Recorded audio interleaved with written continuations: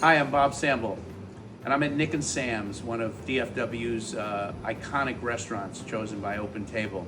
And I'm here with my good friend, Chef Samir. And so we're here in the afternoon. They're a very busy restaurant. There's a lot going on. And there's a lot going on because this is a restaurant that isn't only a DFW iconic restaurant. This is a steakhouse that has distinguished itself among the best in the country. It's been around for how many years, Samir? Celebrating number 26 right now. Celebrating 26 years, and it's been a good long history.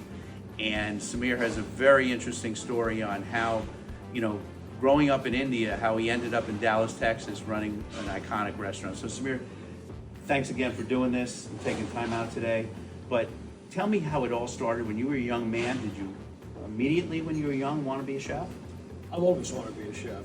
Since I think I was 13, I wanted to be a chef.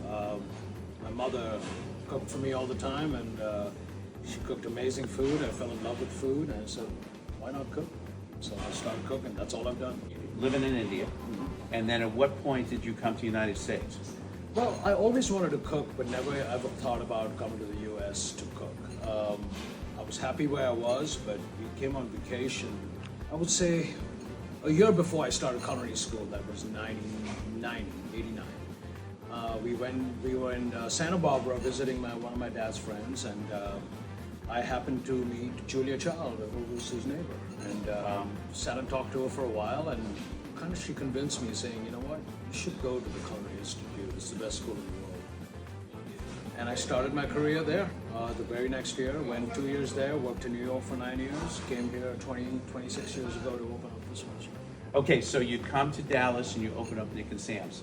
And when you came, I was here, the Palm was here, Ruth Chris was here, and there was a few other players, but it wasn't as crowded as it is now.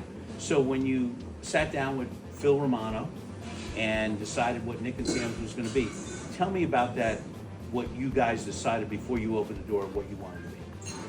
We wanted to be a steakhouse, but we wanted to be a steakhouse with flair. Great service. We wanted to be a steakhouse serving great steaks, but nothing crazy. We wanted to be a simple place that served really, really good food and gave great service. Throughout the years, I felt that I wanted to evolve. I wanted to stay current. I wanted to give guests something that they've never had before. And for the last 25 years, we've been doing that. Yes, there's a lot of staple steakhouses here, one of yours being iconic too. But I look at myself a little different. I want to try different things myself. So I said, hey, you know what? I'm going to educate my staff. I'm going to try to educate the guests too. Just show them stuff they've never seen before. Okay, so you opened up Nick and Sam's, and was it a big hit right away? It was. We had a honeymoon period, absolutely. And then it kind of plateaued a little bit, and got a little scary sometimes. But we have to continue doing what we do best. I keep telling my staff this every day: do what we do and do it a little better every day. And that's what's gotten us where we are. Okay, so of all the things that you do here at Nick and Sam's, you do an amazing job with sushi. So that's the one that sticks out in my head. What made you decide, hey, you know what? We're going to start serving sushi here, and we're really going to do it the right way. We're just not going to have one sushi appetizer. We're going to serve sushi. I think Japanese food and steak go really well together. And I think steak has always been a staple in Japanese cooking.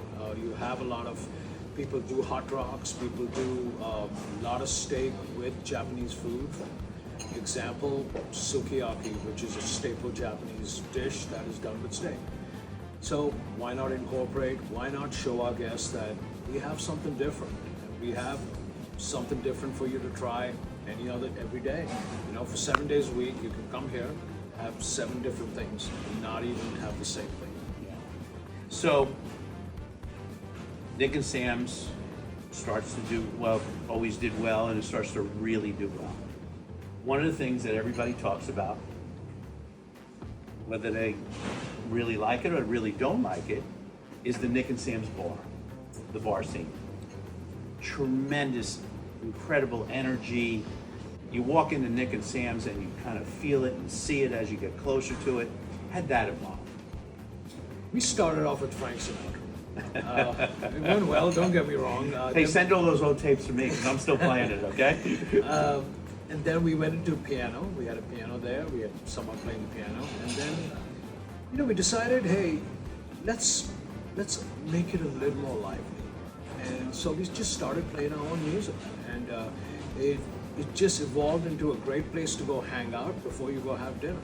Go have a drink, or even an after dinner. It just became a place where you let loose. It's not so, we're not stuffy, but it's not so obscure. Mm-hmm. That's what I mean. Yeah. And so it gives people a chance to just chill out, enjoy, meet old friends, meet new friends, have a drink before you close that deal, whatever it is. So it's a great place to kind of hang.